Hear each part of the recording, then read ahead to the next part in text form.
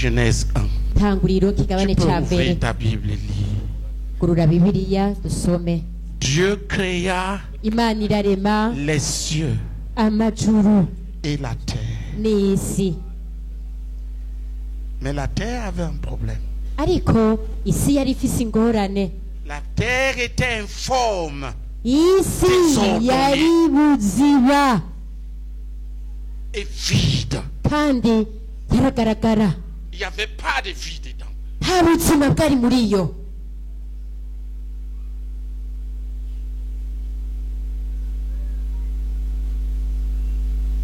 Il y avait un autre problème. Hariho n'iyindi ngorane. La terre était un chaos. Isi yari ata kintu na kimwe irimwo. Sans forme. Ari Dans un désordre complet. iri mu kajagari kakandika ko ku rwego rwo hejuru. Vide. Igaragara Sans vie. nta buzima buri muri yo. Et il y avait les ténèbres Kandi hariho n'umwijima qui couvraient la terre. wari utwikiriye isi.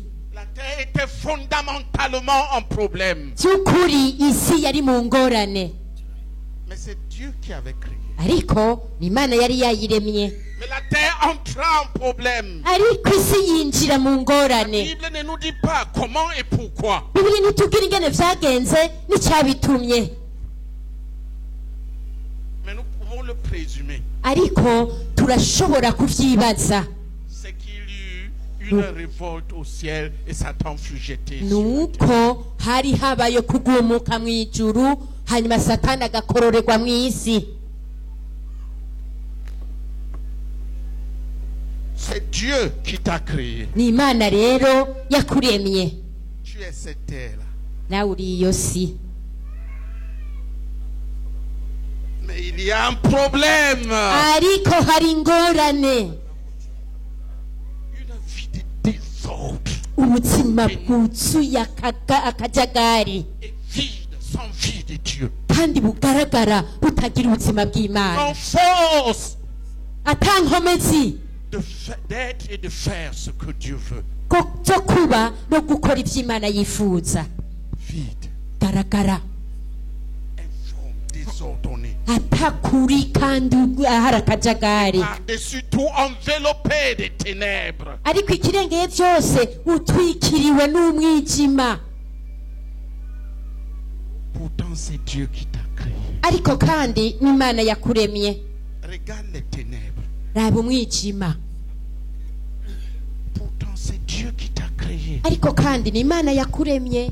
Il ne t'avait pas créé pour que tu sois dans les ténèbres. Ntiyari yakuremye C'est-à-dire dans le ube mu péché. mwijima, ni ukuvuga ngo ube mu vyaha. Regarde les ténèbres. Raba iyo mwijima. Regarde l'impudicité. Raba ubushakanyi. Regarde les vols. Raba ubusuma. Regarde les mauvaises choses qui passent dans ta tête. Ibintu bibi cyane binyuragiranwa mu mutwe wawe. Regarde l'ivrognerie, regarde les mensonges. Raba akaborekwe, uraba ubwo bubenshi. Qu'est-ce que tu vois? Mbega ubona iki? Les ténèbres, Umwijima. les ténèbres, Umwijima. les ténèbres. Mwijima. Pourtant, c'est Dieu qui t'a créé. Ariko kandi ni Imana yakuremye. Mais les ténèbres t'ont enveloppé. Ariko imyijima yarakuzungurutse. Maintenant, ta vie Ubu rero ubuzima bwawe est un désordre absolu. ni akajagari kamwe ko ku rwego rwa nyuma. Tout est dans le désordre. La famille est dans Byose le biri désordre. mu Les finances kajagari, dans le umuryango, désordre. Tout est dans un ubutunzi, chaos généralisé. byose biri mu rudavagi. Parce que Dieu t'a créé. Kuko Imana yarakuremye, Mais Dieu n'est pas là. Mais Dieu n'est pas là. dans ariko ta Imana vie. sihiri. Il n'est pas là. Imana sihiri. Tu es livré aux ténèbres. Ni ukuvuga ngo wisutse mu mwijima. Voilà le problème. Niyo ngorane. Regardez, frère. Nimurabe beta. Dieu qui créa. Ni Imana La terre. yaremye isi. Mais il y a eu un temps. je ne sais pas combien de temps avait passé. ariko habaye Jusqu'à igihe ce que sinzi la Bible umwanya nous parle. byafashe gushika naho bibiri iheze Dieu ikavuga ngo créa les imana cieux irarema et amajuru la terre. irema n'isi Point. Ils sont un temps. ni ukuvuga ngo haraciye igihe Ça peut être des millions d'années. hashobora kuba ari miliyoni z'imyaka Et ils rendent compte de ce que la terre était devenue. hanyuma bakadondagura ingene isi yaciye ihinduka Terre était informe. ngo isi yari buziba Regarde ta vie. raba ubuzima bwawe Est-ce que ta vie mbega ubuzima bwawe est ordonnée? buratondetse Est-ce que c'est le désordre absolu? canke n'akajagari gusa kibereye aho La terre était perdue dans les ténèbres. isi yari yazimiriye mu mwijima Il y avait un problème. hariho ingorane Les ténèbres. imyijima Il y avait les ténèbres à la surface de tout cet abîme, de tout ce désordre, de tout hari ce chaos terrestre. umwijima muri uko kuzima mu kuzimu aho hose hari umwijima gusa Il y avait les ténèbres. hari imyijima Tant que Dieu s'était tu, igihe cyose imana yari igicereje la terre créée isi yararemwe était en problème et était dans les ténèbres. ariko iguma mu ngorane iguma mu mwijima Tant que Dieu n'avait pas parlé, igihe cyose imana itari bwavuge la terre fut isi yari dans les ténèbres, mu mwijima que créée par Dieu. naho yari yaremwe n'imana La nature tout entière est dans les ténèbres. byaremwe byose byari mu mwijima Bien que créée par Dieu, naho byari byaremwe n'imana parce elle ne s'est pas soumise à la parole de Dieu. kuko yari yaciriye bugufi ijambo ry'imana Regardez, Dieu créa raba imana irema la terre. irarema Mais la terre entra dans les ténèbres. ariko isi yinjira mu mwijima Et c'était le désordre. kandi kari akajagari gusa Peur. ubwoba La peur. ubwoba Tu as peur. uratinya ufite ubwoba Tu crains les démons. uratinya abadayimoni uratinya urupfu ugatinya byose Les menaces. kubangamirwa C'était le chaos. ni ukuvuga ngo byose byari Il urutavagi n'y avait pas d'ordre. nta rutonde rwari ruhari Et il y avait le vide. hanyuma hari ibintu kugaragara Une vie vide. ubuzima bugaragara Sans avenir. ata buzima bw'imana Il y avait des problèmes. hari ingorane Pourtant, c'est Dieu qui avait créé. ariko kandi ni imana yari yariyemye Mais quelque chose s'est passé. ariko hari ikintu La cyabaye terre est entrée dans les ténèbres. isi yari yinjiye mu mwiza Donc il y a les ténèbres. igihe cyose hari uwo mwijima haguma hari ubwoba Il y a la crainte, haguma hari ugutinya le tremblement, haguma haba kumira le chaos. haguma hari urutavagi Rien ne tient ensemble. nta na kimwe kiguma hamwe Jusqu'au jour gushika umunsi où Dieu dit. imana Dieu ivuga parle. ngo Et ce jour-là, kandi uyo munsi nyene Dieu dit. imana ivuga ngo Dieu parla. nawe subiramwo uti imana ivuga ngo Je vais vous montrer quelque chose. ngira ndabereka ikintu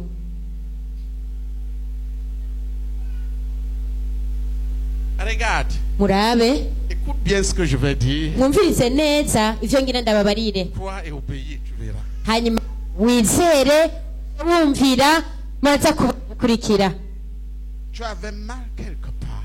hari ahantu wari ufise urwaye cyangwa ubabara waba ubabarewe Au nom de Jésus, mu izina rya yesu où que tu te trouves là maintenant, aho uherereye hose ubu nyene disparaît. timangana Qu'on te cherche nibakurondera et qu'on ne te voit plus. ntibasubire kukubona mu izina rya yesu Dites Amen. namwe muti amen Qu'on ne te voit plus au nom de Jésus. Dites ntibasubire Amen. kukubona mu izina rya yesu Dis la bouche là, vous voyez. iyo munwa La mufise parole sort, il y a des gens qui ne murabona reçoivent pas. Ils ne- ijambo rya ariko ariko abantu batariko barakira C'est ça le problème. niyo rero niyo ngorane nyamukuru Que Dieu n'avait pas parlé. igihe cyose imana itari bwavuge Il y avait les ténèbres. hariho umwijima Dis à ton voisin, tant que kiriwe Dieu n'a pas mwicaranye parlé, uti igihe cyose imana itari bwavuge et que ta parole n'est pas crue, il y aura des ténèbres. n'ijambo ryayo ntibaryizere haguma umwijima haguma ingorane haguma Il y indwara aura les malédictions. hakaba imivumo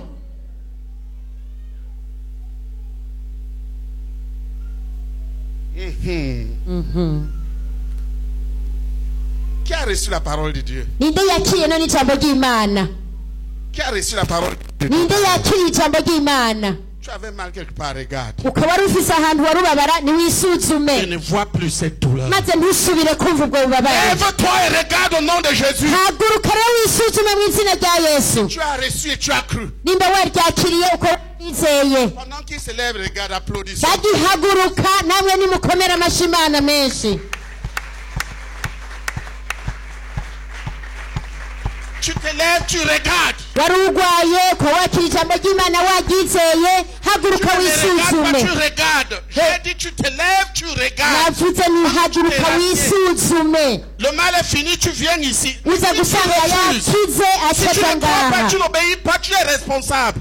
wakiriye Regarde, le hanyuma mal est fini, tu kumvira passes ici. Applaudissons urakira pour le Seigneur. ariko Demande la wakiriye ngo wizere bica biba ku gatwe kawe wisuzumye agasanga yakize aze ngaho imbere Le mal est fini, tu passes là. hari abantu bacicaye nimba wakize J'ai dit, haguruka uje ngaho regarde où tu avais mal. Applaudissons pour Jésus. navuze nti nimwisuzume bari barwaye basanze bakize baze ngaho imbere C'était au lieu abandi de turamukomera regarder, il amashyi imana. s'assied.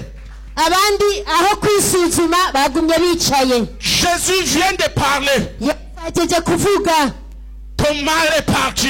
yavuze ngo ububere bwawe bwagiye Regarde. nawe Tu as niwisuzume vu le mal partir, passe là. wasanze ububabare bwagiye ucuza ngaho imbere sinavuze ngo mugore Regarde où muhagaze tu avais mal. oya yiyumvirize Il aho n'est wari plus là, ubabara tu passes là. ubabara ucuza ngaho imbere Le problème des hommes, c'est qu'ils n'entendent pas la parole de Dieu, n'obéissent pas. ingorane z'abantu ntibumva ijambo ry'imana ntibumvira ijambo ry'imana Dieu parle. Au lieu imana d'obéir ivuze au lieu d'obéir à aho Dieu, tu kumvira viens vers moi. imana ugaca uza kundaba mbega jewe ndi iki Ton mal est parti, tu passes là. ububabare bwawe bwaheze wowe uza ngaho imbere Vos mains sont fatiguées. ibiganza byanyu vyarushe ko mutariko murakomera amashyi imana D'applaudir Jésus en nation. komera amashyi menshi imana Est-ce que vous voyez? mbega muriko murabibona C'est une seule parole de Dieu. ni ijambo rimwe gusa ry'imana Elle est sortie ryasohotse quand elle est crue et obéie. baryizeye bakaryumvira Le résultat est immédiat. ivyamwa ntibiteba kuboneka Maintenant, y a-t-il ici ceux qui ont mal et qui n'ont pas cru? S'ils sont là, le mal est encore là.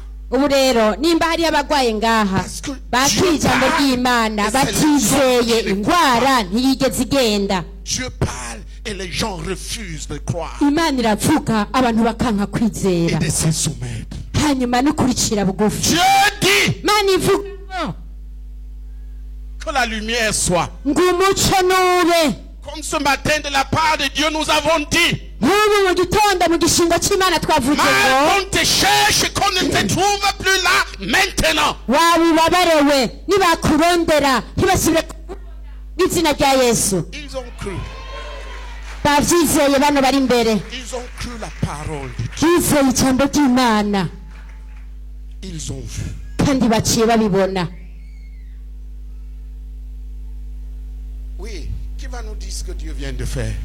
ninde yatubwira ivy'imana ihejeje kumukorera ihejeje kugukorera iki narimbabara ngaho se mu maguru numva nakitse j'avais mal au niveau de toutes mes jambes mais maintenant Dieu m'a guéri Ça date de quand? wari ubimaranye igihe kingana gute nari ndabimaranye iminsi itatu 3 jours 3 jours. Applaudissons pour Jésus. nimukomera amashyi menshi Et umwami toi, qu'est-ce qui vient de se passer? nawe bihejeje kukugendera gute najya abara mu muhogo quand je suis venue j'avais mal à la gorge nari maze iminsi numva inkorora mu muhogo gusa numva byaheze J'avais mal de tout, mais tout est terminé maintenant. C'est fini. Applaudissons pour Jésus. Nimukomera amashyi umwami Yesu. Qui est nouveau ici? Qui est Ninde ari venu mushasha? Ninde uyu munsi ari mushasha hano? C'est toi? Ni wewe? Tu Oya. avais quoi?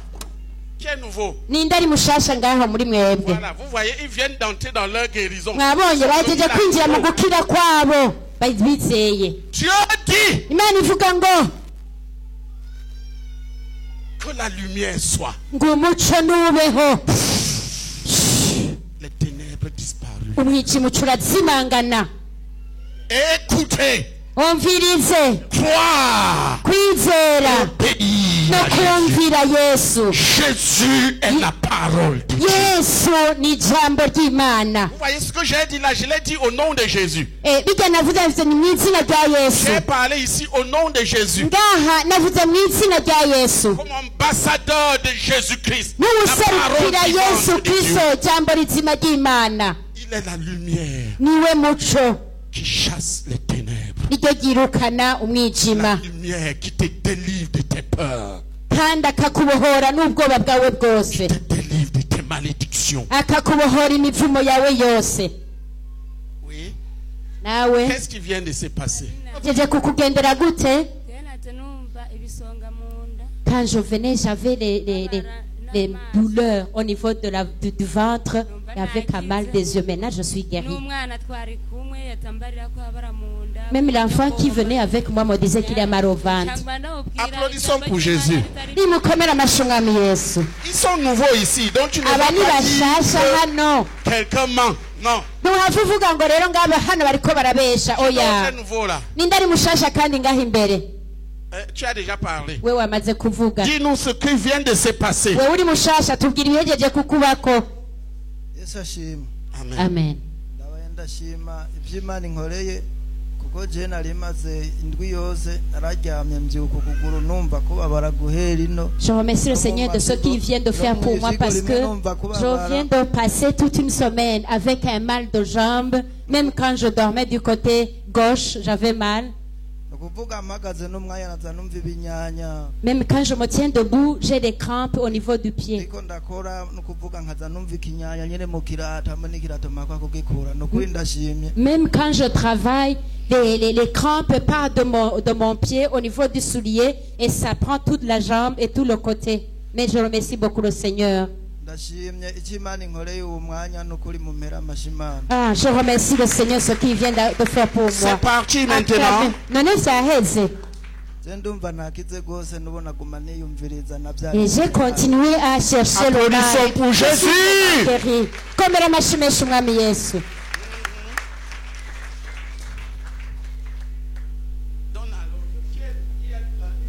Hari undi mushasha muri mwebwe? Hari undi mushasha?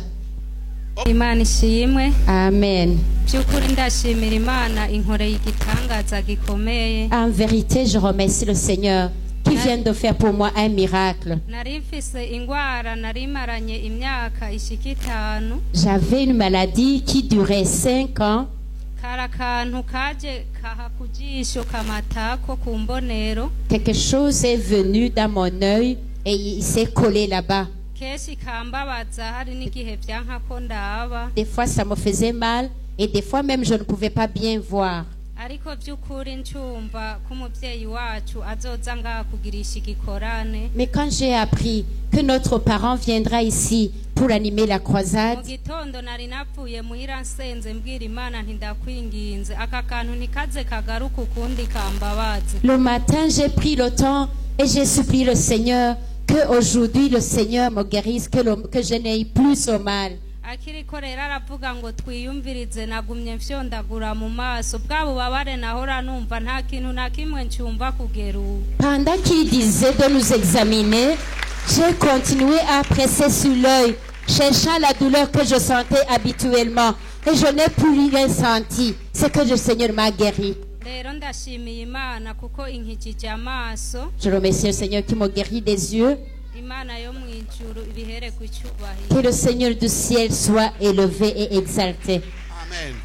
Écoutez, quand j'étais assis là, Mviriza igihe nari ncicaye c'est ngaha, pas quand si c'est quand j'étais assis ou quand je suis venu ici, canke igihe nari mpagurutse ndiko ndaza ngaha imbere. Dieu m'a dit de commander imana yambwiye ngo utegeke aux maladies du disparage. gutegeke ingwara. Ce que vous avez entendu là, c'est la parole de Dieu. Bijya Tu n'as pas mwumvise cru. C'est byari la ijambo parole de Dieu que tu n'as ry'imana. pas cru. Niba utizeye ni ijambo ry'imana wizeye. Quand tu écoutes la prédication, Umviriza ubutumwa bwiza c'est la parole de Dieu que tu entends. imana buri kumviriza. Et c'est ce qui véhicule. C'est la main de Dieu pour travailler dans ta vie. icyo ririko riratembereza n'ikiganza cy'imana ibyo iri kurakora. Abahejeje kubohoka Qui d'autre veut dire? ninde wundi ashaka kutubwira? je nari mfise ingwara mu nkokora J'avais une maladie au niveau du coude. igufa ryatonekara nk'uko omengana umubiri. L'os me faisait mal comme si c'était au niveau des muscles. sinashobora kuduza ukuboko, ngomba kuduza ukuboko naguteruza ukundi nkakuduza. Pour soulever mon bras, je devais le soutenir par l'autre bras pour pouvoir le soulever. mugabo aho umukozi w'Imana bivugiye ndiko ndagire he nta Mais quand le serviteur de Dieu a dit de nous Applaudissons pour examiner, Jésus. regardez comment je peux personnellement lever le bras seul. nari mfise n'indi ngorane naje mbabara ukuguru ko narakomeretse ukuguru. Et hier, je me suis blessée sur la jambe. Je venais aussi avec la douleur. Urabona ko naje nambaye ibirato bija ku isoko Vous voyez que j'ai mis même le soulier comme quelqu'un qui s'en va au marché kubera nababara cyane, parce que j'avais beaucoup mal. ariko uye ndumva atana ingorane numva. Mais maintenant, je ne sens Alléluia. aucun problème. Je suis guérie. Amen. kandi sijya mbere bibaye Et ce n'est pas la première fois que cela se igihe passe. umukozi w'Imana yaheruka ngaha. Et dernièrement, quand le serviteur de Dieu était ici, Nari naravunitse ukuguru bivanye n'isanganya nagize. je m'étais cassé le pied à cause d'un accident. Naho nyene niho nabohokeye nca ndakomera ukuguru kugenda neza. Là aussi, j'ai été délivré mon pied et c'est bien remis. Igufa ryari ryaracomotse nagenda nk'ikimuga, amaguru ntiyareha. L'os s'était détaché et mes deux jambes n'étaient plus égales. J'étais comme un infirme. Ubu rero ndabohotse irindi rigira kandi Ah, Imana maintenant c'est ma nouvelle délivrance. izoka mimuturungikira ko n'umukozi w'Imana atugirira neza Que cyane. le Seigneur le bénisse, le serviteur de Dieu, Alléluia. et qu'il nous le ramène très souvent parce qu'il nous fait du bien souvent. Yesu nashimye. Amen. Je nanje ingwana nefisemo umwanya. Moi aussi, le mal que j'avais tout à l'heure, Namusi mu gitondo le matin, bana bayubahe. celui qui j'habite avec Bayoubahe, Namusi mu gitondo sinzi ko nabyutsa muri siporo. le matin, je me suis levé, je suis parti faire du sport. Anje asiga ndyamye. Ah, il est parti, Bayoubahe faire le sport, moi je suis resté endormi. Ihagaruza yasambwira ati buke bakuru ushengero barakuntumye kwa nasanzwe sengera ngaha. Et quand il est revenu, il m'a dit, tu sais, à l'église, on m'a recommandé de venir avec toi. Parce que j'étais auparavant ici, mais je n'étais plus là. Andi mu mwanya nanomba nakumandibwa navuga ati ko mangumandibwa. Kandi bayubahe kwambwiye ko urusengero bamuntumye ati batujanye naye nitegure gatujanye. Et alors, pendant qu'il me donnait cette invitation, j'avais beaucoup mal, le mal dans le ventre. Mais comme il disait qu'à l'église, on a insisté qu'il vienne avec moi, je me suis dit finalement, il faut que je me prépare, que j'aille avec lui. Mbena manibaza kare sumuntu wanarariye. Je me demandais si ce n'était pas le poison que j'ai mangé. Niyo mpamvu pastor avuze ati ufise ababara wese yikore umva ko ashaka kubabaje numva cyangwa rimwe afise mu nda. Alors quand le pasteur a dit, examinez-vous, que chacun examine là où il avait mal. Moi-même, je me suis examiné, je n'ai plus mal dans le ventre. Applaudissons pour Jésus. Nimukomere amashyi umwami Yesu. Quel que soit ce que c'était, Dieu l'a réglé.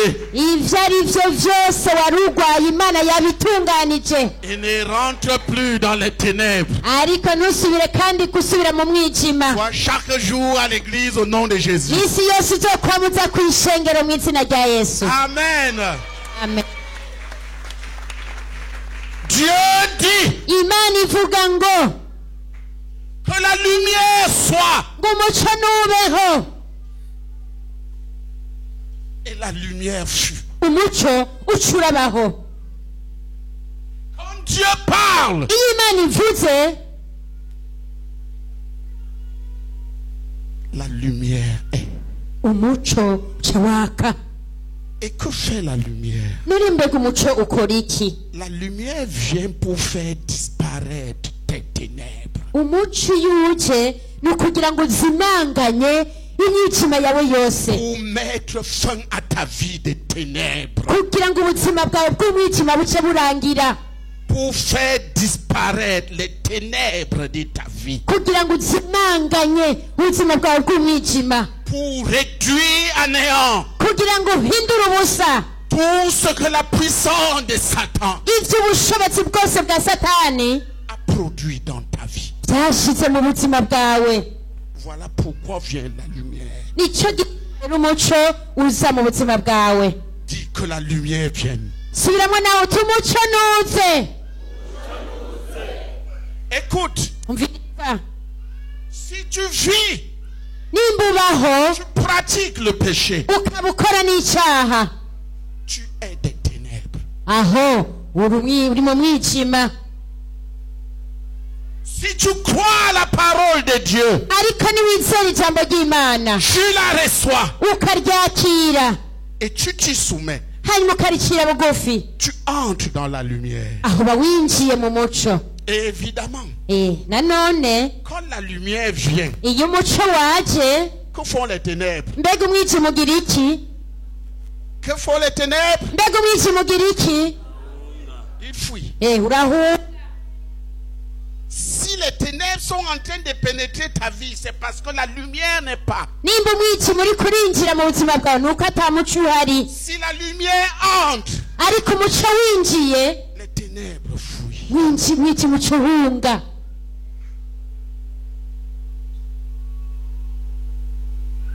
Plus la lumière brille, uko umuco ubandanya waka, plus les ténèbres disparaissent. niko n'umwijima ubandanya uhunga. Mais tant que Dieu n'a pas parlé, ariko igihe cyose Imana iba itaravuga, que la parole de Dieu n'a pas été crue, igihe cyose ijambo ry'Imana batararyizera, les ténèbres vont régner. mwijima uguma ngaho uganje. Le chaos sera là. urutafati Chaos, n'urutakari bigumaho. c'est-à-dire le destructeur. urutafati nako nuvuga ngo umusanganguzi, Celui qui te détruit toutes tes bénédictions.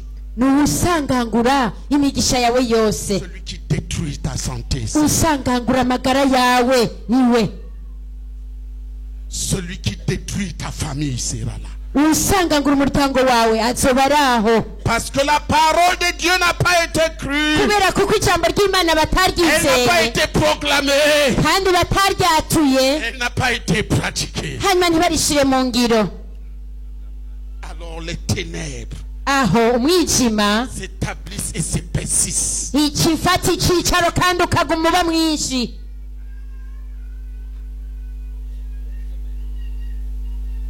Regarde ta vie. suzuma urabe ubuzima bwawe. Est-ce que c'est un chaos? mbega none naka n'urutavagi? Est-ce que ta vie est devenue un désordre complet? mbega ubuzima bwawe bwahindutse akajagari ko ku rwego rwo hejuru? Le diable y entre et va où il veut, faire comme il veut. umugwanizi araza akinjiramo akahakora ibyo aba yigombeye byose. Les ténèbres, les ténèbres, umwijima, les démons, les démons, abadayimoni, les péchés, ibyaha, les maladies, indwara, les malédictions. imivumo. De quoi as-tu besoin? mbega none ubona ukeneye iki? Tu as besoin de la lumière. urakeneye umuco. Regardez, nimurabe, avant que la lumière soit, imbere y'uko umuco ubaho il y avait les ténèbres à la surface des abîmes. hari umwijima utwikiriye kuzimu. Et la terre hari était sans isi, forme. isi nayo ntiyariye iruziba kandi igaragara. Pour modeler, kugira ngo ihinyanyure, Dieu a parlé. Imana yaravuze. Et tant que la parole de Dieu n'était pas sortie et adressée à la terre, igihe cyose ijambo ry'Imana ritari la terre ryasohoke devait rester ngo dans les ribwirwe problèmes. isi mu ngorane.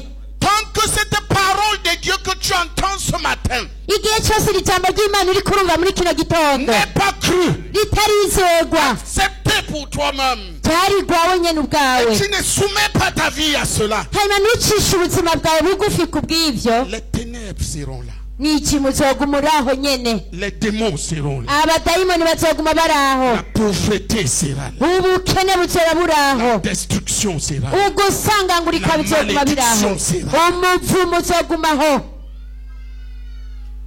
Il n'y a qu'une seule possibilité. Hari akaryo kamwe gusa.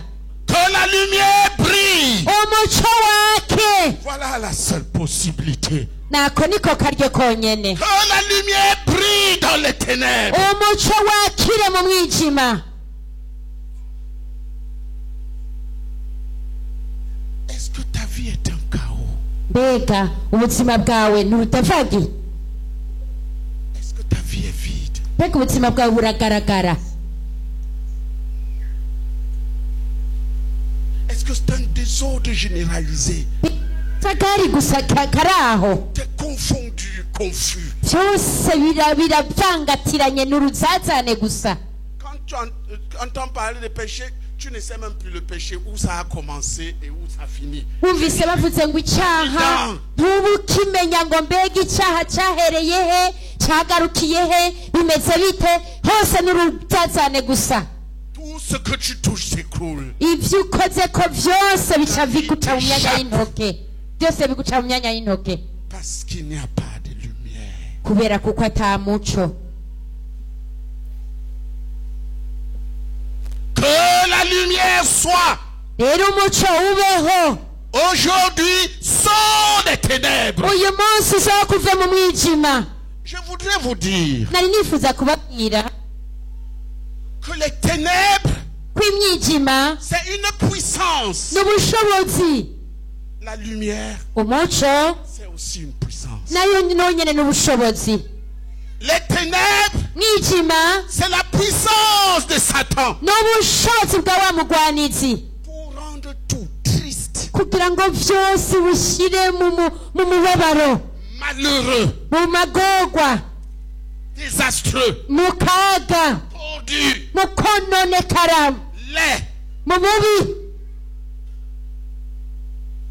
Ça, c'est la puissance des ténèbres. Ubwo n'ubushobozi bw'umwijima. Détruire, Gusambura, ruiner ta vie. guhonya ubuzima bwawe, S'assurer que tu ne sois jamais ce que Dieu aurait voulu que tu sois. maze amenye neza ko utazigera uba ivyo Imana yari yifuje kuzoba. Regarde-toi, il n'y a même pas un sourire.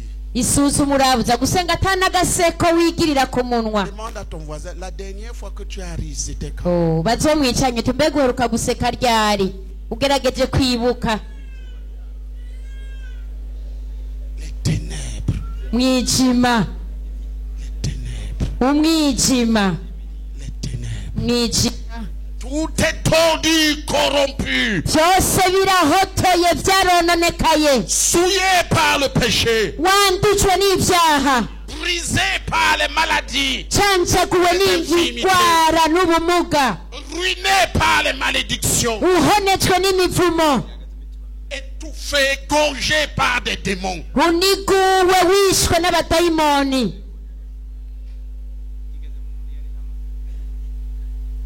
Tu ne sais même plus où tu en es. Ntukimenya naho bigeze. Pourquoi? Kubera iki? Parce que tu n'as pas laissé la lumière pénétrer ta vie, Kuko briller ntiwigeze dans ta vie. wemerera umuco ngo winjire mu buzima bwawe maze wakirira mu buzima bwawe.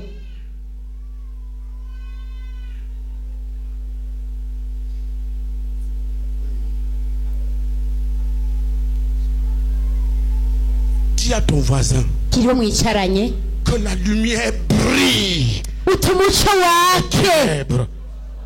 Sors des ténèbres. uti sohoka uve mu mwijima.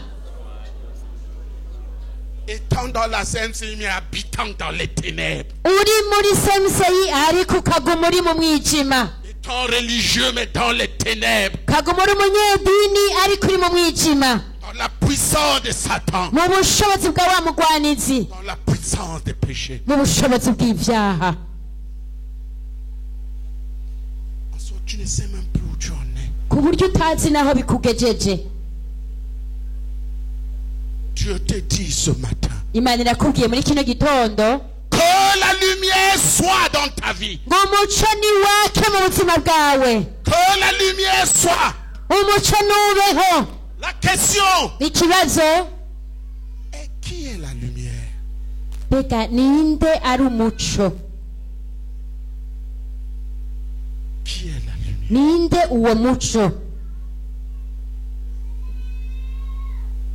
La lumière, uyu muco c'est Jésus-Christ. ni yesu kristo C'est l'évangile que tu entends. ni ubutumwa bwiza uri kurumva Dans Jean 1, muri yohani ikigabane cya mbere il est écrit.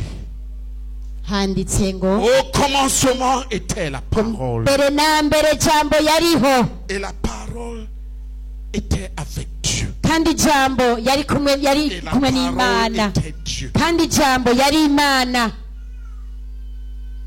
En elle était la lumière. muri we hari umuco Et en elle était la vie. kandi muri we hari Et la ubugingo kandi ubugingo nabwo Était la lumière des hommes. wari umuco w'abantu La Bible dit aussi que Bibiliya kandi Jésus-Christ iravuga est la ngo lumière du monde. ngo yesu kristo niwe muco w'isi Jésus yesu est la lumière du monde. niwe muco w'isi Jésus yesu est la lumière du monde. niwe muco w'isi As-tu Jésus? none warakiriye yesu As-tu Jésus? mbega urafise yesu As-tu cru Jésus? warizeye yesu As-tu donné ta vie à Jésus ou tu as donné ta vie au péché? warahaye ubugingo bwawe yesu cyangwa ubugingo bwawe wabuhaye ibyaha Qui contrôle ta vie? ninde agenzura ubuzima bwawe Qui crois-tu? ninde wizeye Selon qui vis-tu? none ubayeho wisunze nde Selon Jésus wisunze yesu ou selon le diable? canke wisunze umwijima Nous te disons ce matin, muri kino gitondo turakubwiye Jésus, tuti yesu la lumière, muco vient à toi. aje kuri wewe Tout peut changer aujourd'hui. byose birashobora guhinduka uyu munsi Tout peut changer aujourd'hui. byose birashobora guhinduka uyu munsi Si tu entends ces paroles niwumva rino jambo et tu crois, hanyuma ukaryizera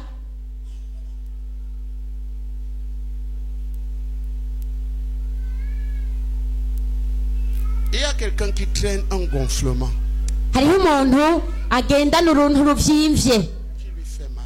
kandi ruramubabaza Jésus te guérit ce matin. yesu aragukijije muri kino gitondo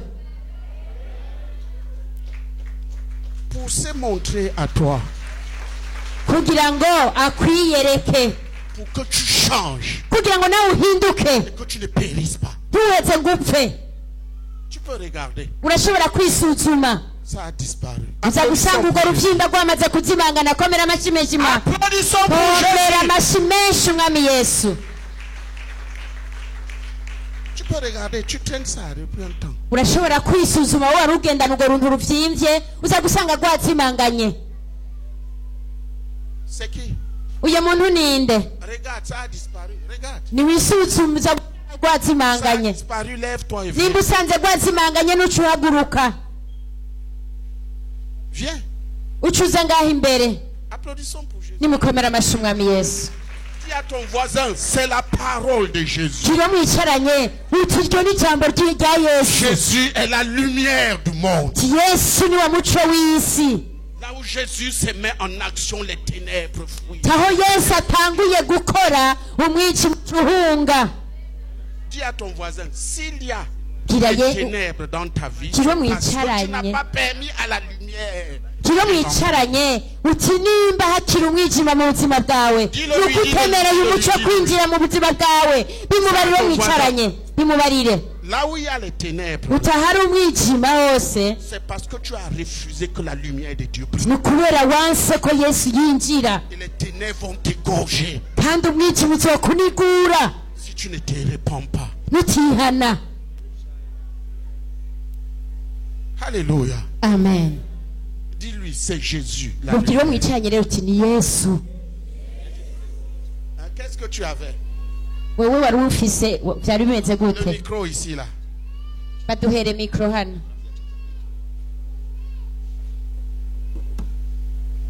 Qu'est-ce que tu avais?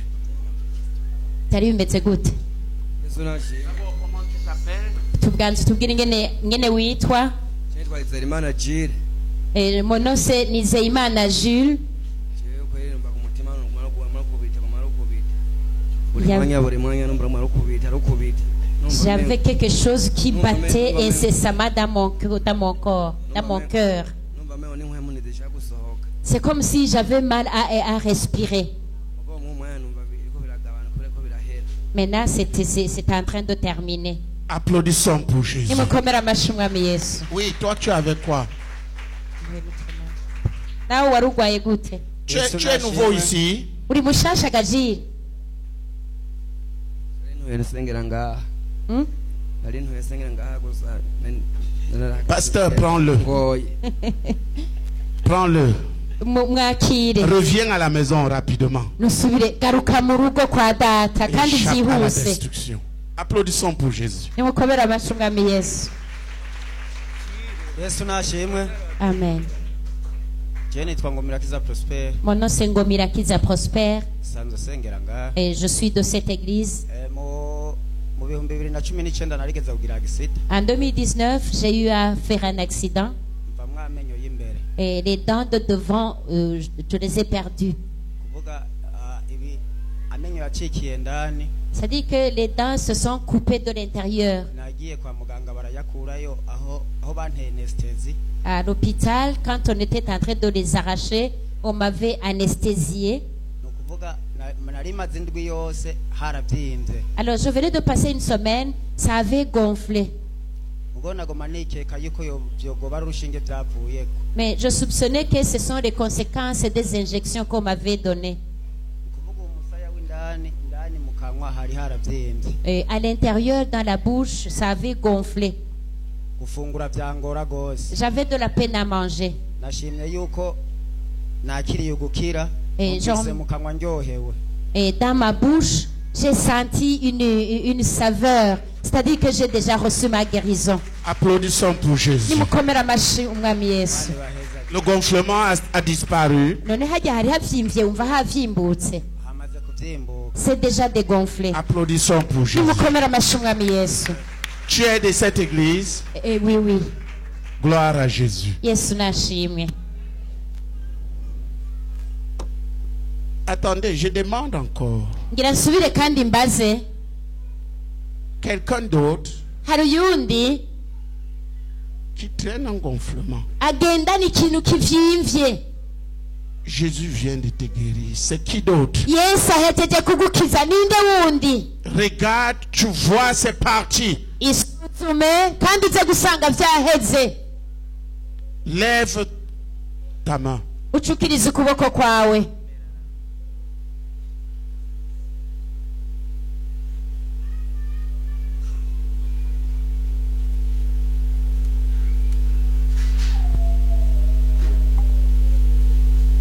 Pourtant, j'ai l'impression qu'il y a quelqu'un d'autre. Ariko kandi numva umengo haracasigaye umuntu.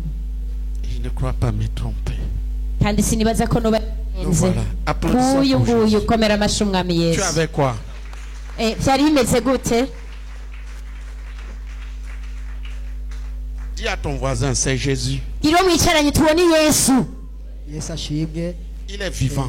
Je ku munsi Ti Yesu ni muzima. Jésus est vivant. Uti Yesu ni muzima. Il est ici. Ti kandi Yesu ari hano. Il est la lumière qui brille dans les ténèbres. Ni umuco wakira mu mwijima. Il veut briller dans ta vie. Uti kandi Yesu arifuza kwakira mu buzima bwawe. Oui. Tubarire. Yesu ashimwe. Amen. Je ku munsi wa kabiri narinaze. Mardi, je suis tombée. Nibaza ko haguma hakira ku munsi w'ejo ukuguru kwarabyimbye gose mujya sinazi ko za kwabara bino birata. Hier, mon pied avait beaucoup gonflé. Je n'espérais même pas porter le soulier aujourd'hui. Nagenda ndacumbagira mugozi ncumbagira ukuguru nize ko kwamaze kuvyimbuka. Je boitais, mais maintenant je ne boitais plus. C'est que je suis déjà dégonflé. Yesu baheza. Applaudissons pour Jésus. Nimukomere amashyi Umwami Yesu. Voici la question. Ehe ngiki kibazo rero. Vas-tu rester dans les ténèbres? Mbega uraza kuguma mu mwijima? Jésus-Christ Yesu Kristo la lumière du monde umuco w'isi veut entrer en toi ashaka kwinjira muri wewe et détruire les ténèbres de ta vie. aca asangangura imyijima yose iri mu Et buzima bwawe remettre de l'ordre dans le kandi chaos. ashaka gushyira urutonde ahari harasasanye. Veux-tu sortir des ténèbres? mbega urashaka gusohoka uve muri uwo mwijima?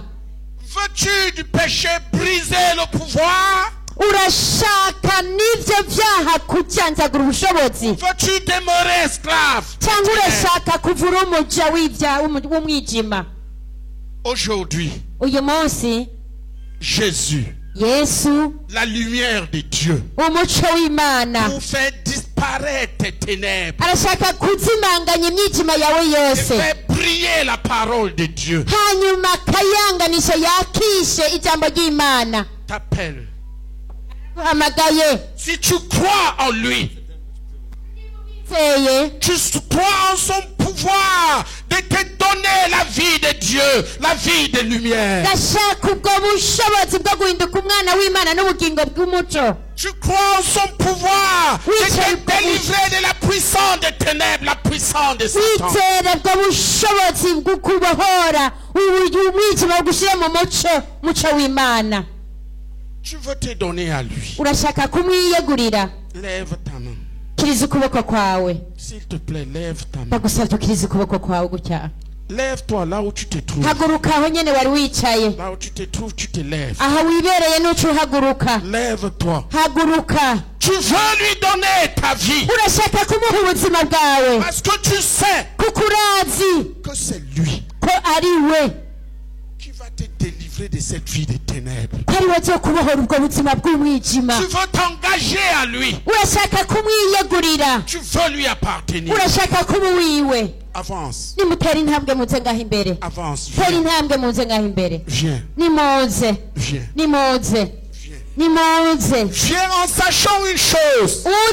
uzi neza ikintu. Tu viens à Jésus. uje kuri Yesu. Jésus vient à toi. Yesu nawe aza kuri wewe. Mais c'est un engagement. ariko n'ingingo.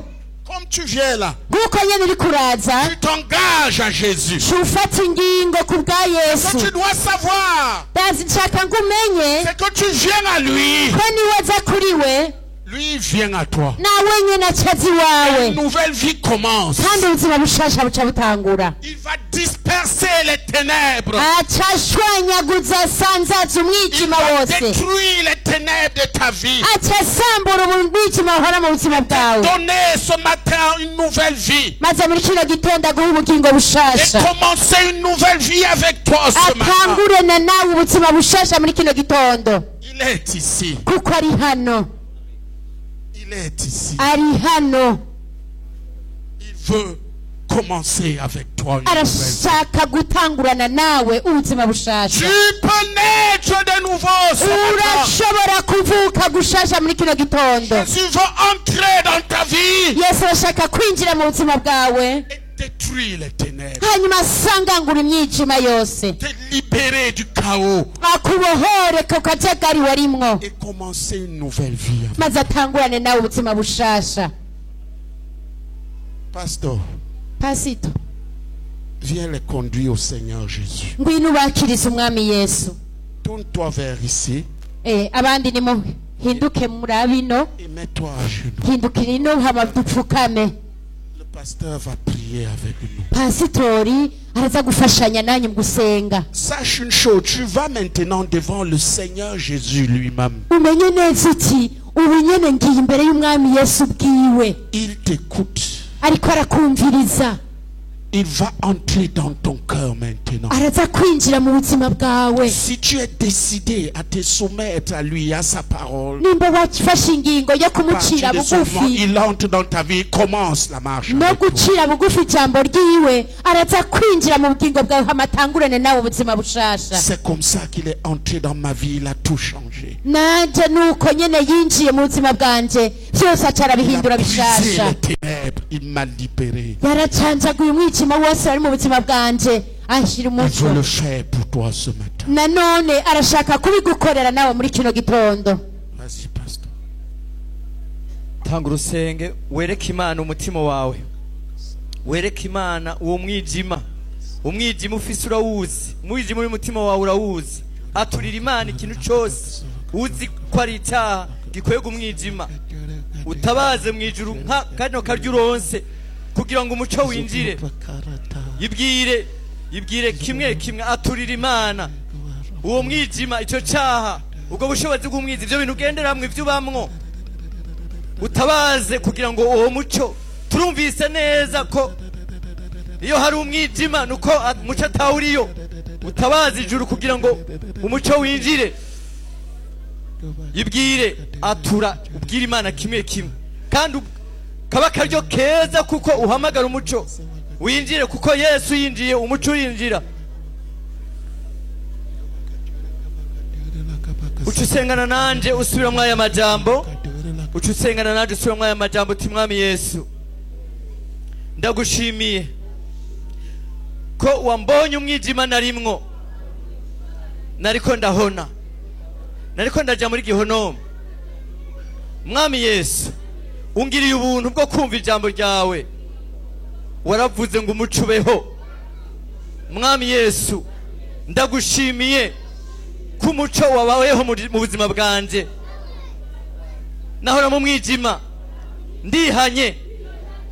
Mwami Yesu, ndakwizeye uno munsi, ingo mu mutima wanje, ingo mbere umwami n'umukiza, ingo mbere umucunguzi. Ubu umuco wakira ubugingo bwanje ku munsi ndavavanuye n'umwijima wose muri jewe, ivyaha vyari muri jewe. Fasha ingingo kwatura icyaha kimwe kimwe kandi no kubiheba.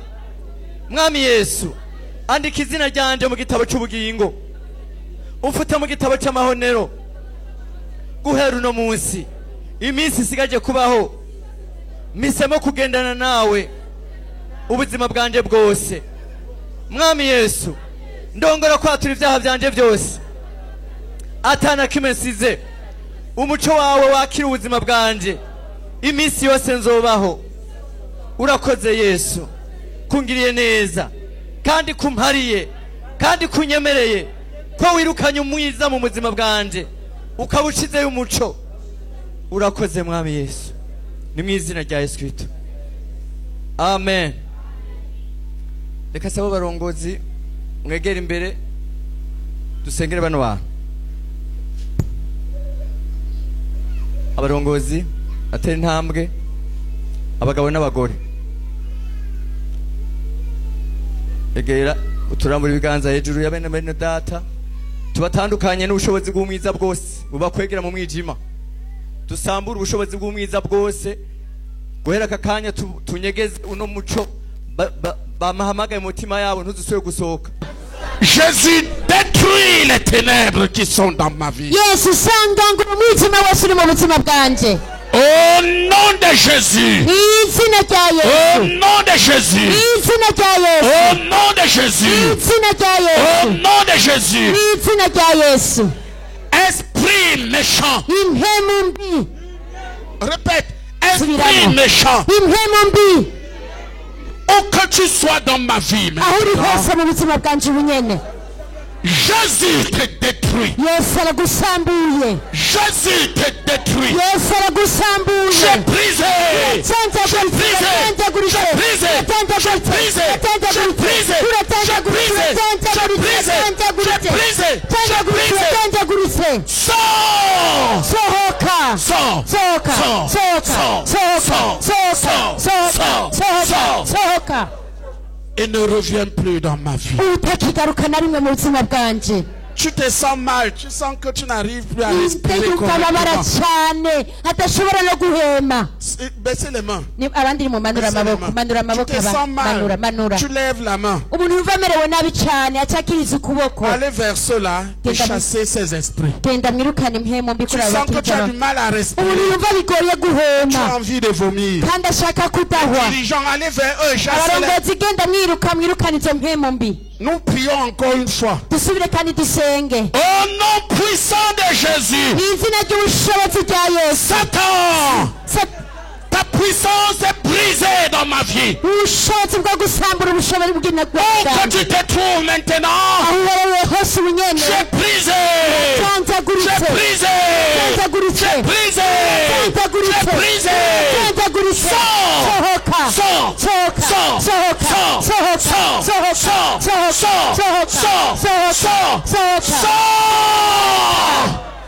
Et ne reviens plus. Et ne reviens plus. J'appartiens à Jésus.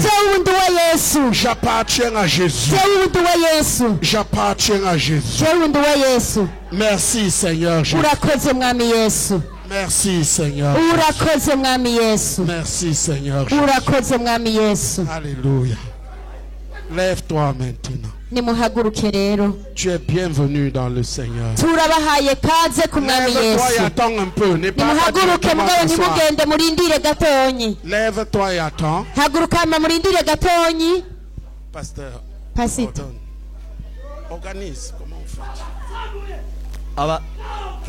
Abantu bake abashasha muca murindira tubaha abafashe abantu bashasha bizeye Yesu Kristo no munsi abantu bari bataye ubucuti n'abarongozi muca mwese arondeye umuntu yaramureze mugakiza abashasha muca murindira babafashe abantu bashasha muca murindira gato egera hino. Les nouveaux, s'il vous plaît, restez. Les nouveaux, restez. Tu as besoin qu'on prenne soin de toi. Tu es un nouveau-né en Jésus.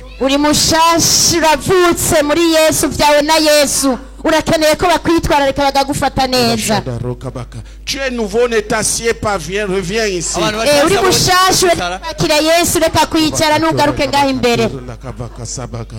C'est pour t'aider à marcher avec le Seigneur.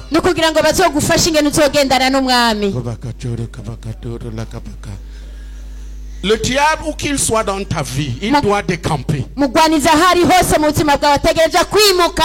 Les malédictions, où qu'ils soient, ils doivent quitter. Les ténèbres ne doivent pas arrêter. C'est Jésus qui règne. Alléluia. Amen. Prenez les nouveaux, les faiseurs de disciples. Vous avancez, vous prenez les gens dont vous allez vous occuper. Il n'y a plus de faiseurs de disciples ici. Pasteur, il n'y a pas de faiseurs de disciples ici. Prendre les gens, chacun s'en occupe.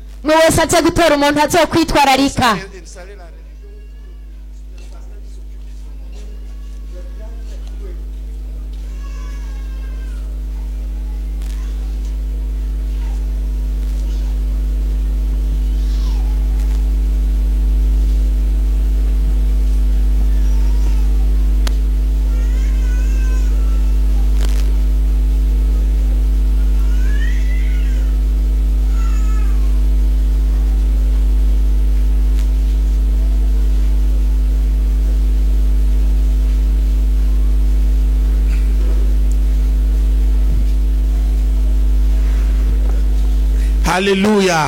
Amen. Applaudissons pour tous ceux qui se sont donnés au Seigneur. Et pour ceux qui ont abandonné les ténèbres. Remettre leur vie en ordre. Tu vis une vie de péché, tu es dans les ténèbres. Et Jésus est venu pour t'en sortir. Regardez les péchés, les malédictions, les infirmités, c'est-à-dire les incapacités, les maladies, la pauvreté. Tout ça, c'est les ténèbres. Les ténèbres, c'est tout ce que la puissance de Satan a amené dans ta vie. Que dit la Bible? Qui a Jésus ici? Dans son cœur. Lève la main. Même si tu viens de le recevoir, quand tu es venu pour recevoir Jésus, Tu crois qu'il est entré dans ton cœur? Lève la main. Voilà. Tu l'as appelé, il est venu. Maintenant, comment?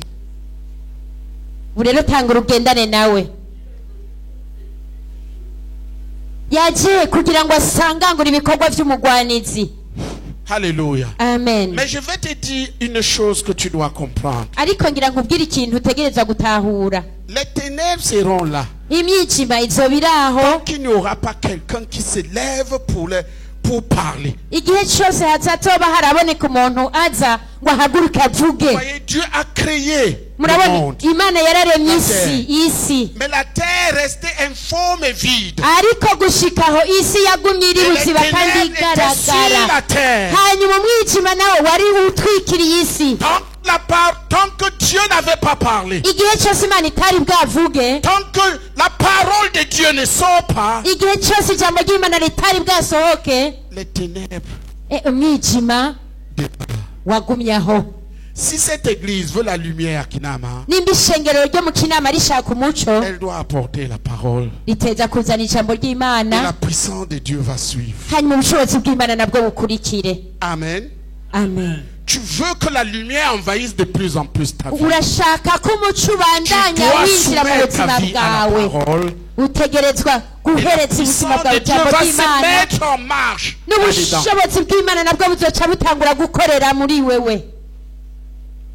La puissance de Dieu va se mettre en marche. Les gens se plaignent de la pauvreté. La pauvreté est une malédiction. Et toute malédiction vient de Satan. C'est un esprit.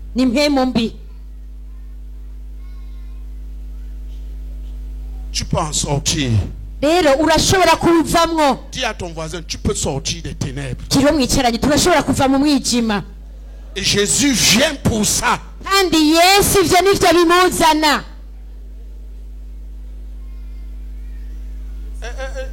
J'ai un de mes serviteurs qui m'accompagne là. C'était un maïbobo. Ils habitaient là sous le pont, sous le Dangwa, c'est ça? Jusqu'à ce qu'ils reçoivent Jésus. Tu as maintenant combien de parcelles? Il a 5 parcelles. Applaudis pour Jésus. C'est ça. Jésus ne vient pas pour que tu demeures dans les ténèbres. Si tu demeures dans les ténèbres, c'est parce que tu es méchant. Il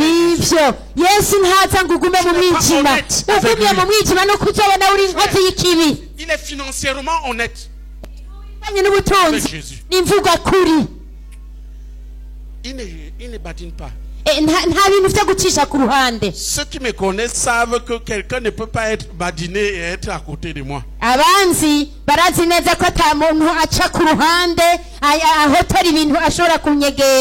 jour, je l'ai mis à l'épreuve. Je lui ai dit, mais tu as déjà 3 parcelles et ton église n'a pas de parcelles.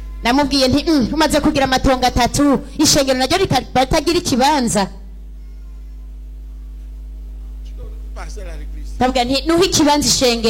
est parti dire à sa femme.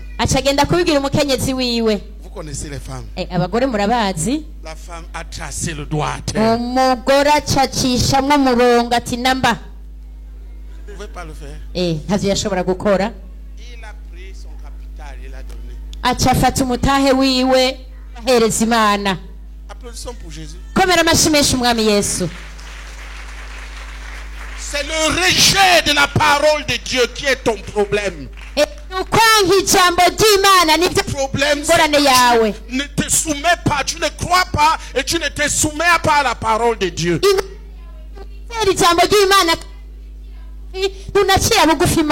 Dis à ton voisin, Jésus est venu pour te délivrer des ténèbres.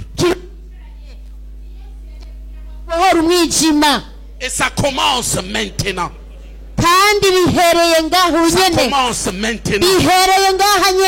Tout doit changer à partir de maintenant.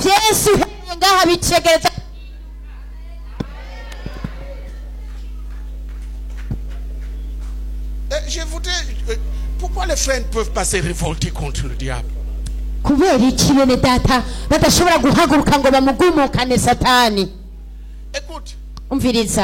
quand tu es venu à l'église, tu étais pauvre. Comme la souris de l'église. Parce qu'il n'y a pas la nourriture dans l'église, les souris d'église ne mangent pas. Kuko nta ndya z'imbeba zibaho mu ishengero ngo zize kurya.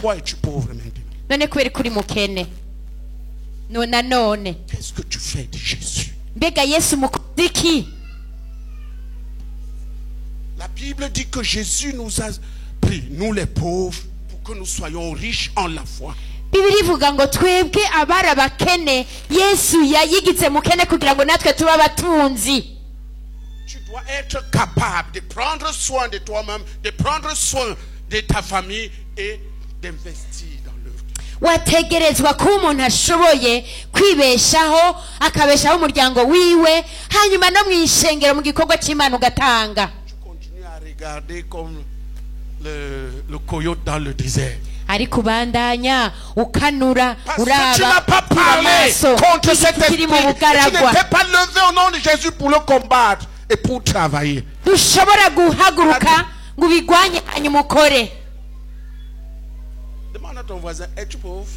Parce que mwishanye tumbegura umukene. Pourquoi es-tu pauvre? None kubera ko umukene. Les pauvres que nous étions, Jésus nous a sauvés pour que nous soyons riches en nubwo twarabakene Yesu we yaraturokoye kugira ngo tuba bakire mu izina rya Yesu. Dans les ténèbres, lève-toi et avance et tu verras. Va muri iyo mwijima rero haguruke utere imbere maze wirabire. Et crie à ton Dieu et tu verras. Haguruka utangure gukora uborogera Imana yawe maze uzirabira. Dis à ton voisin, la pauvreté ce n'est plus pour toi. Kiro mwicanye tukene ntiukiri gwawe. Les démons, ce n'est plus pour toi. Abakene, abadaimoni ntibakiri gwawe. Ce n'est plus pour toi au nom de Jésus. N'izina rya Yesu Kristo ntibikiri gwawe. Il est venu pour détruire tout cela. Kuko Yesu yaje ngo ivyo byose abisangangure maze akubohore. Est-ce que tu comprends? Mbega wabitahuye? C'est parce que tu t'es éloigné de Jésus que toutes ces choses reviennent sur toi. Kubera wagiye kure ya Yesu byose byaciye bikubira. Haguruka ugumbire Yesu. Tu dois refuser les ténèbres. Utegerezwa kwanga umwijima. Et tu dois parler. Hanyuma ukavuga. Dis à ton voisin. Kiriwe mwicaranye. Aujourd'hui, uyu munsi tu vas parler aux ténèbres qui sont dans ta vie et ils vont fuir au nom de Jésus. Uraza kubwira umwijima wari uri mu buzima bwawe kandi uraza kuhunga mu izina rya Yesu. Parce que tant qu'on ne parle pas, kuko igihe cyose utavuze, la lumière ne vient pas. Umuco ntubaho. Mais ce que tu dis doit être conforme à la parole de Dieu. Ariko ivyo uvuga bize kuba bihuye neza n'ijambo ry'Imana. Rero tegereza kuvuga. Tu dois parler. Tegereza kuvuga. Il a son ami. Uyu arafise umugenzi wiwe. Ils étaient venus, vous étiez à 5 ou 4. Mwari mwaje muri bangahe? Quand vous êtes venus, vous étiez à 5. Bari baje ari batanu. L'un a refusé même d'enlever les dreads. Umwe aranka kwimosha na ya madrede baba bambaye. Perdu dans les nuages. Yaciye atakarira hariya mu bicu. Un peu fou là. Umengo n'umusazi. Mais ceux qui ont tenu, son ami, ariko ababishikamyemo, je ne sais pas combien de bus son ami a maintenant. Umugenzi wiwe nawe yashikamye muri Yesu sinzi amabisi afise kwangana. Applaudis pour Jésus. Komera amashumwami Yesu. Jésus te prend de la pauvreté à la dignité. Yesu agukura mu bukene akakwinjiza mu bukire. Hey! Jésus te prend de la pauvreté à la dignité. Yesu agukura mu bukene akagushira mu kubahwa.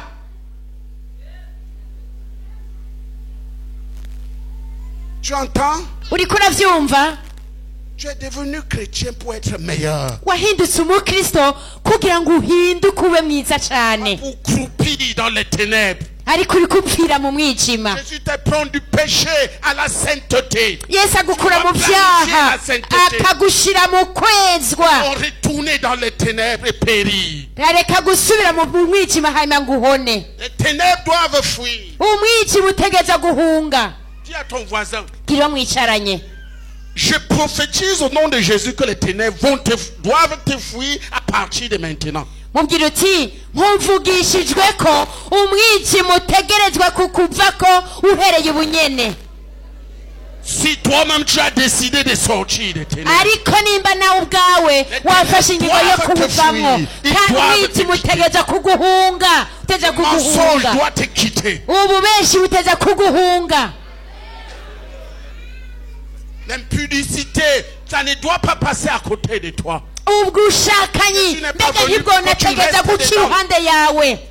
Le fait de rester dedans dit que tu es perdu.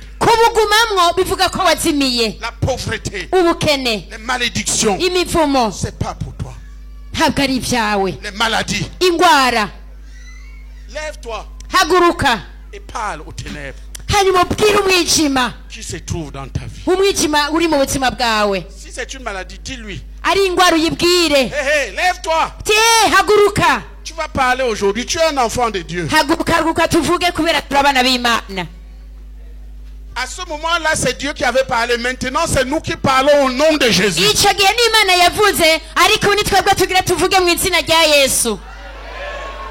Écoute. Y a-t-il les ténèbres dans ta vie? Où se trouve-t-il? Dis-le. Écoute, je prends par exemple la maladie. Y a-t-il un mal dans ta vie? C'est la puissance des ténèbres. Maintenant, regardez, tant que Dieu n'avait pas dit, rien ne s'est passé. Maintenant, tu vas lui dire, au nom de Jésus, toi, tel mal, tu disparais maintenant.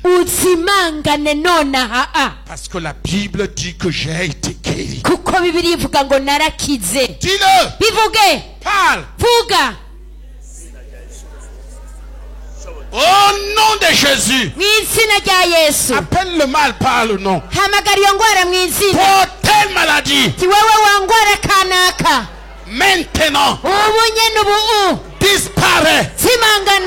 Parce qu'il est écrit que je suis guéri.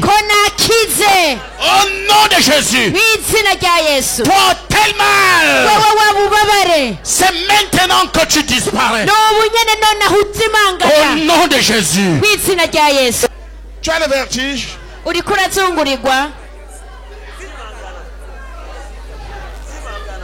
Tu sens ta tête tournée. Lève la main. Tu as besoin de délivrance. Vous allez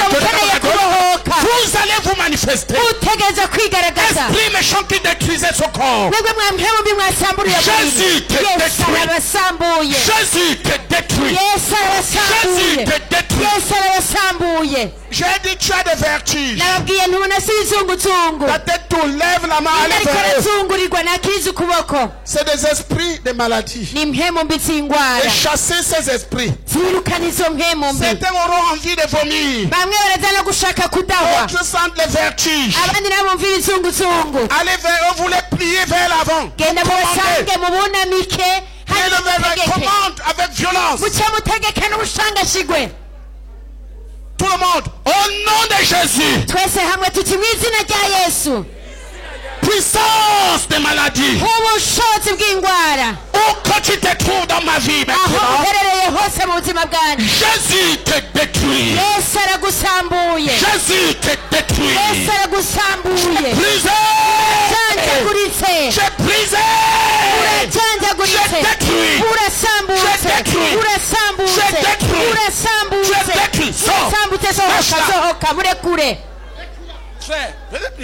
Sors, pas, quittez ce corps. Au nom puissant de Jésus. Toi, esprit méchant, qui rend ce corps malade, qui détruit ce corps, j'ai brisé.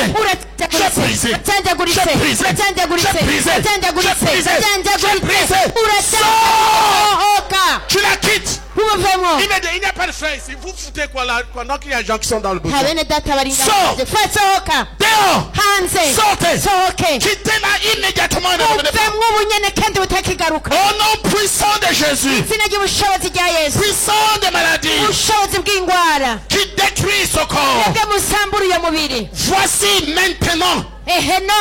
Jésus te détruit. Jésus te détruit. J'ai brisé. J'ai brisé. J'ai brisé. J'ai brisé. Au nom de Jésus. Hypertension. Certains vont commencer à se sentir mal pendant que je dis certaines choses. Hypertension et hypertension. Où que tu te trouves dans cette salle maintenant, tu es brisé.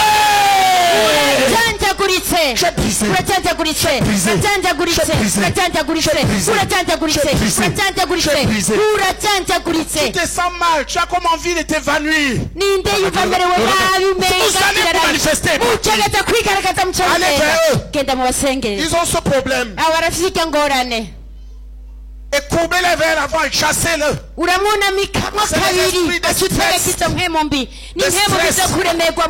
L'hypotension. Au nom puissant de Jésus. Hypertension. Hypotension. Stress.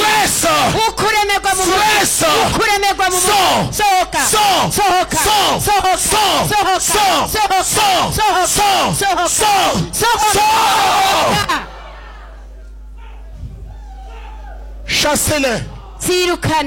Toi stress. Hey! Toi stress. Où que tu te trouves dans cette salle maintenant, Jésus te détruit. Tu ne peux pas te cacher. Tu dois sortir.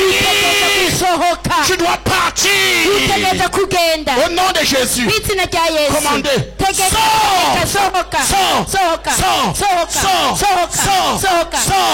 Sors. Au nom de Jésus. Maladie des nerfs. Maladie des nerfs. J'ai brisé. Jésus te détruit. Jésus te détruit. Jésus te détruit. Au nom de Jésus. Sors. Certains vont sentir les choses marcher dans leur tête. Allez vers eux. Brisez la puissance des maladies des nerfs. Vous devez vous manifester. Et voilà. Tu ne peux pas te cacher. Il y a des choses marcher dans ta tête. La tête tournée. Lève ta main. Courbez le vers l'avant et chassez-le. Au nom puissant de Jésus. Maladie des nerfs. Tu es détruit. Sors.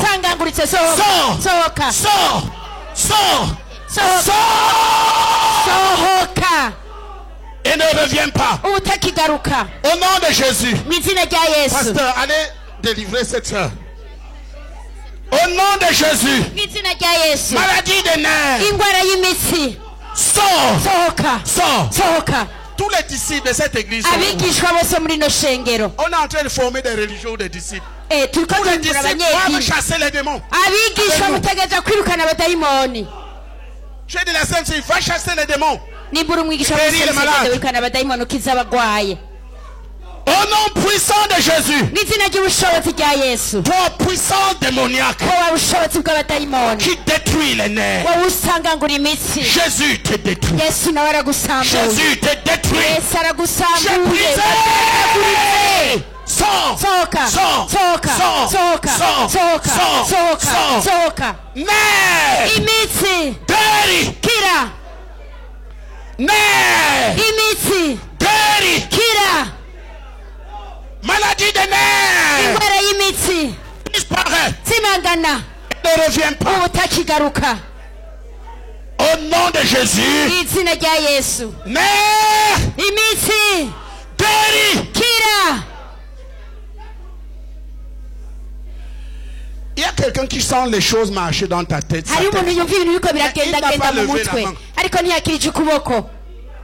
Les choses marchent dans ta tête. Est-ce que tu vas laisser les démons te tuer? Courbez les mains avant, chasser cet esprit. Sors. Puissant démoniaque. Des maladies de nerfs. Tu es brisé. Nerfs. Guéri. Kira. Guéri. Kira. Guéri. Kira. Guéri. Kira. Guéri. Kira. Guéri. Kira. Guéri. Kira. Guéri. Kira. Au nom de Jésus. Mwizina rya Yesu. Ta tête fait mal. Umutwe wawe urababara. Très mal. Certains auront ça maintenant. Bamwe bigira bibashikira ubunyene. Allez chasser cet esprit. Birukanizo mwemo mbi. Ta tête, tu sens mal. Umutwe wo kubabaje cyane. Sohoka. Et ne reviens plus. Ubutakigaruka na rimwe. Tu la quittes. Umupfemwo. Allez. Hey. Pars. Genda. Et ne reviens pas. Ntimuze musubire kugaruka. Au nom de Jésus. Izina rya Yesu. Amen. Amen. Amen. Amen. Amen. Amen. Amen. Amen. Amen. Amen. Amen. Amen. Hey. Amen. Amen.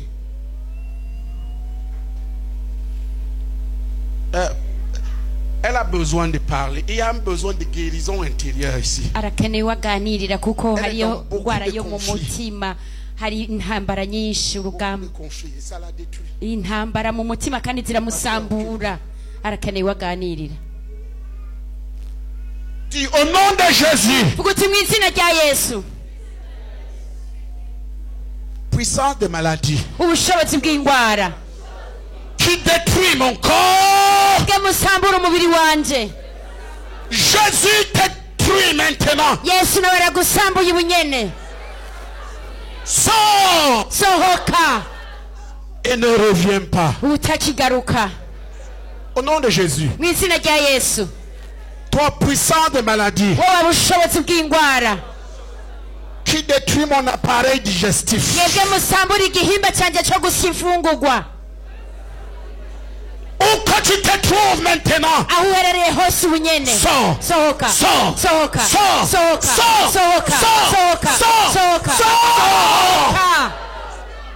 Certains auront envie de vomir. Certains vont avoir du mal subitement. Ça commence maintenant. Tu sens ces symptômes, lève la main.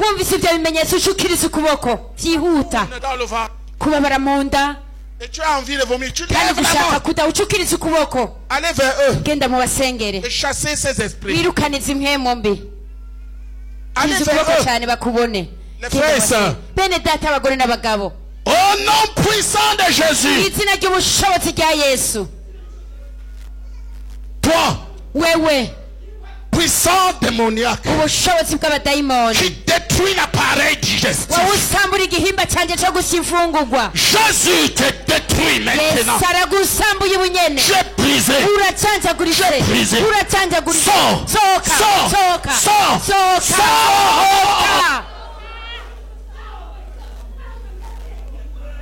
Au nom de Jésus. Toi puissance de mal d'estomac, de mal d'intestin et de maladies digestives. Où que tu te trouves maintenant, tu es brisé. Je détruis. Poison. Poison!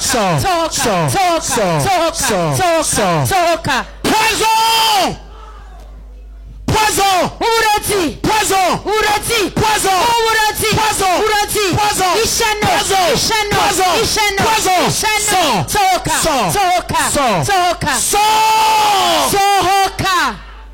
Au nom de Jésus. Poison. Les gens vont commencer à sentir les choses tourner dans leur monde.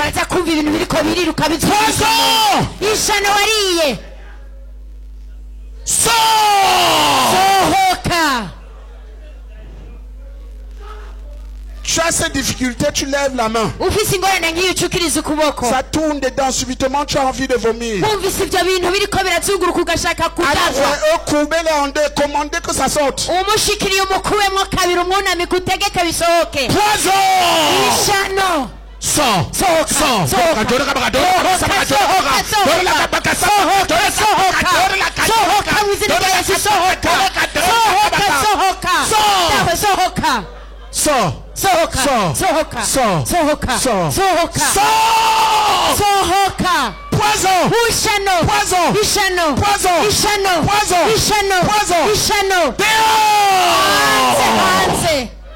Et ne reviens pas. Au nom de Jésus. Tu es brisé. Car il est écrit. S'ils boivent un breuvage mortel, il ne leur fera point de mal. Sors! Tu ne peux pas faire du mal ici. C'est fini.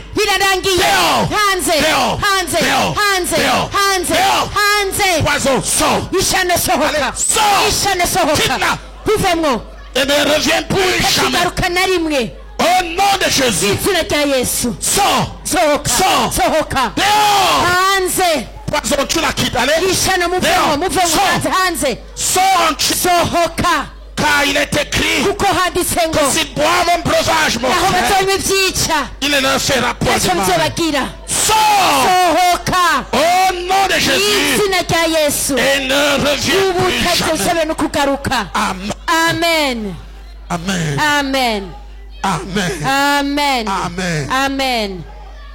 Au nom de Jésus. Poison de nuit. Poison de nuit. Qui détruit ce corps. Jésus te détruit. Tu es brisé. Et tu dois sortir. Et ne reviens pas. Au nom de Jésus. Au nom de Jésus. Poison. Sors. Pars. Et ne reviens plus. Amen. Amen. Amen. Amen. Amen. Amen. Applaudissons pour Jésus. Ça a commencé. Dis à ton voisin, Jésus a commencé à balayer la maison. Dis à ton voisin, tous les ténèbres qui sont dans ta vie, la lumière est venue pour les détruire. Jésus est venu pour les détruire. Tu n'es pas obligé de rester dans les ténèbres. Dans les ténèbres, il y a la peur. Il y a la crainte. Il y a les douleurs. Il y a la maladie. Les infirmités. Malédiction. Le péché. Tu la quittes. Pas. Ne viens pas. Tu es tombé. Amen. Amen.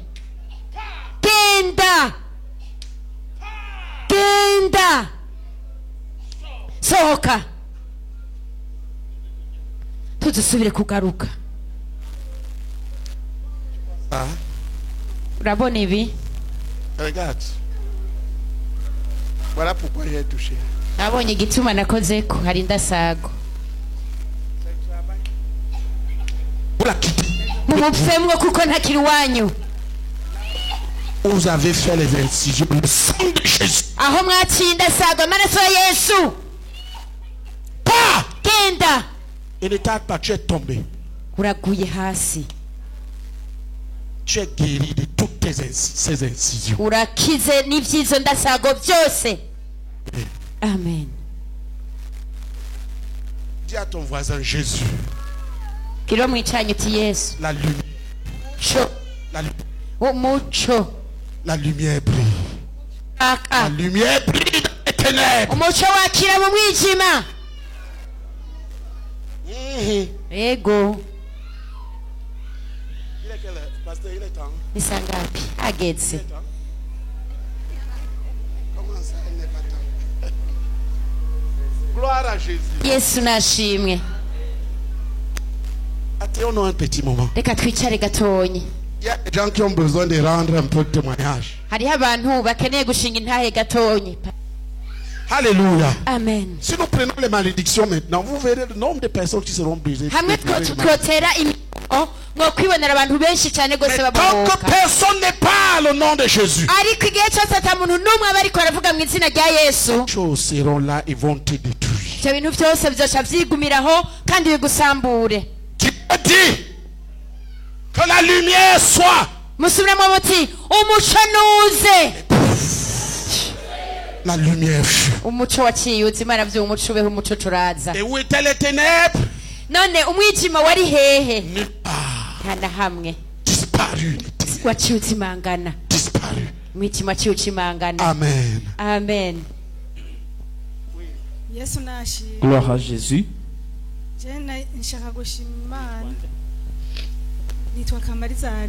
Je m'appelle Kamariza Aline. Je voudrais remercier Dieu qui vient de me délivrer. J'avais un sommeil continu. Même si on était ensemble, toi tu pensais qu'on était ensemble, mais ce n'était pas le cas. Je ne pouvais pas bouger. J'avais un mal de dos, même au niveau du cou, toute la tête. J'étais vraiment en difficulté. Et quand on a commencé à commander, j'ai commencé à vomir. On a prié pour moi. Et quand on a fini de prier pour moi, j'ai été guéri. Maintenant, je sens la lumière. Avant, j'étais dans les ténèbres. Applaudissons pour Jésus.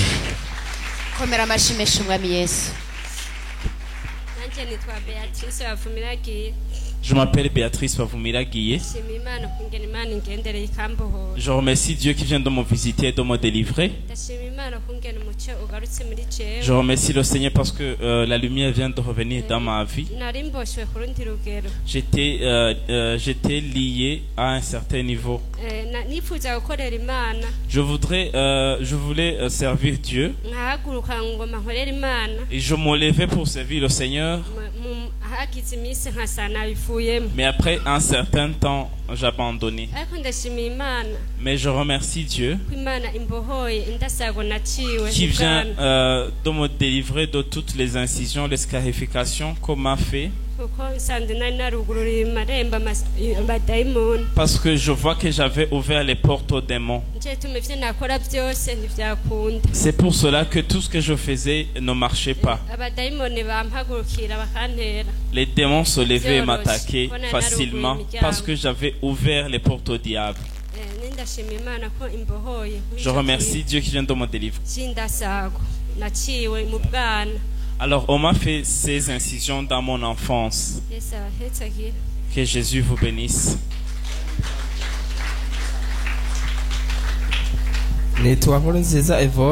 Je m'appelle Evode Nkurunziza. Le serviteur de Dieu a demandé à ceux qui avaient mal de lever leurs mains. Et ma tête tournait comme l'aiguille d'une montre. Et je sentais une lourdeur.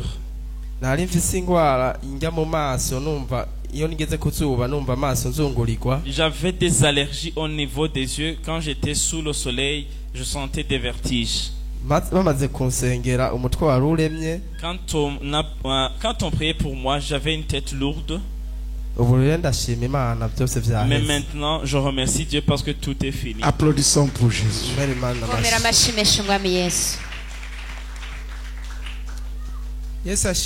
Gloire à Jésus. Je m'appelle Dedit Niukuri. ndashima Imana kubera ko nari maze igihe ubwambe na mbere hakuru umutima uhora ubabara. Alors moi je remercie Dieu parce que j'avais un mal de cœur. rimwe bihora bimfata nk'iyo ngiye kwa muganga bacha basanga igiharuro hari ibiharuro bidakwiye biri hasi habura ibiharuro biki. Alors j'ai un problème d'hypotension. Quand je vais même à l'hôpital et quand on me consulte, on trouve que la tension a baissé. Ça vient parfois. Alors depuis hier, j'avais très mal au niveau du cœur. Mais maintenant quand le serviteur de Dieu était en train de prier,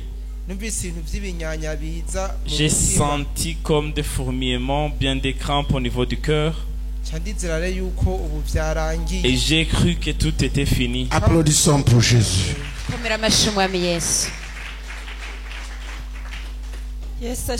Gloire à Jésus. Je m'appelle Bernadette Hachumuremi. Je venais de passer toute une semaine avec le paludisme. Mais je ne savais pas qu'il y avait autre chose qui se cachait derrière ce paludisme.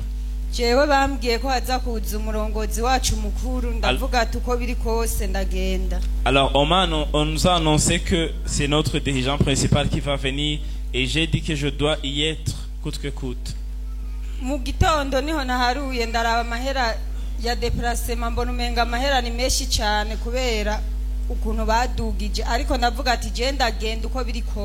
Alors malgré que les frais de déplacement étaient élevés, je me suis dit je dois y être coûte que coûte.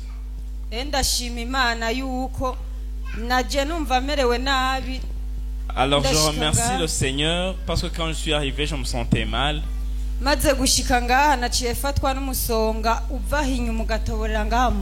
Alors quand je suis arrivé ici, j'ai senti comme j'ai senti une douleur qui traverse mon dos jusqu'à la poitrine.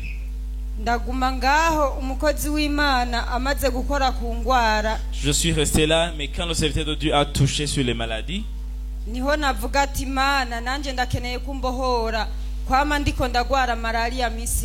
alors j'ai demandé à Dieu de me délivrer d'avoir toujours la malaria chronique. Alors j'avais aussi un mal au niveau du ventre. Je pensais que j'avais mangé du poison. Je remercie le Seigneur parce que quand le serviteur de Dieu a touché sur le poison, Dieu m'a délivré au-delà de mes attentes parce que je sentais des douleurs au niveau du ventre. Je remercie le Seigneur qui m'a guéri. Maintenant je suis libre. Que le Seigneur vous bénisse. Gloire à Jésus. Pendant qu'ils finissent le témoignage, je voudrais que tu saches que les ténèbres resteront tant que quelqu'un n'a pas parlé au nom de Jésus.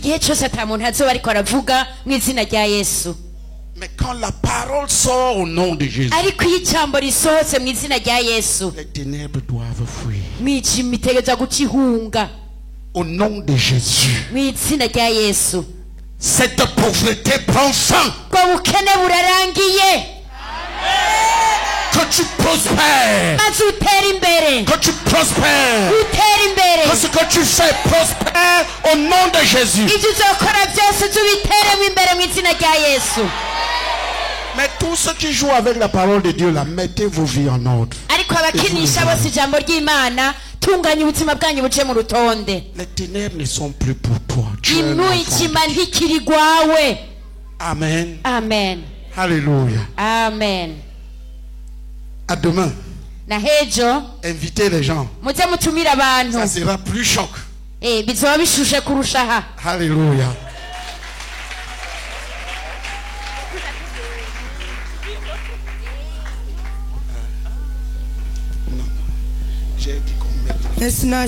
Gloire à Jésus. Je m'appelle Claudine Manimaye. Moi je remercie Dieu. Dès que j'ai entendu le message qu'on avait croisade ici, j'ai eu beaucoup de manifestations dans mon corps. J'ai eu une diarrhée à laquelle je ne m'attendais pas.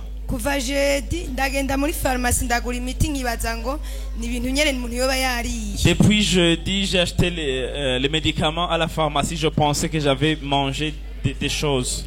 Muri pharmacie barampaye imiti bita Cipro barama n'imiti ngo ikuru ubucafu mu nda ibinini vyirabura cyane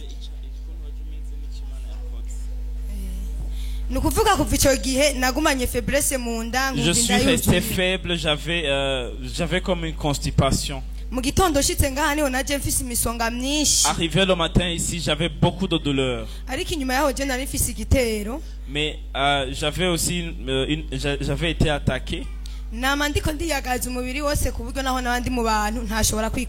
me gratte au point où quand bien même je suis avec les gens, je ne me contrôle plus.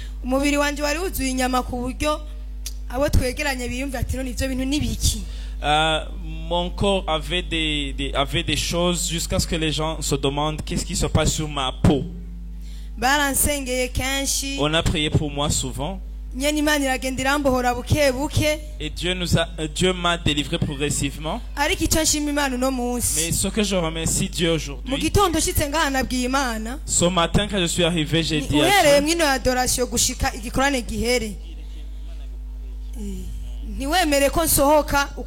n'accepte pas que je sors comme je suis venu. Je remercie Dieu qui a touché ma maladie.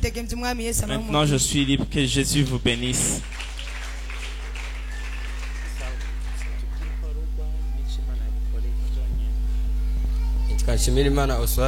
Je m'appelle Shimirimana Oswald. Alors, c'était ma première fois ici dans l'église. On m'a bien accueilli. Alors, j'ai prié comme les autres.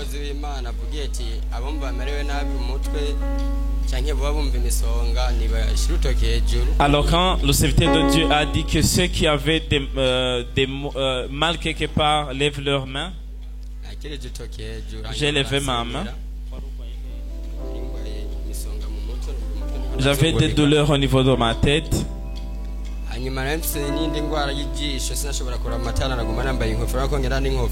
Alors vous voyez que je marche avec mon képi. J'avais un mal des yeux, je ne pouvais pas regarder la lumière facilement. Je ne pouvais pas regarder la couleur blanche, mais quand je suis entré dans l'église, mais maintenant je peux même regarder les lampes, ça va. Je remercie le Seigneur Jésus qui m'a guéri. Que Jésus vous bénisse.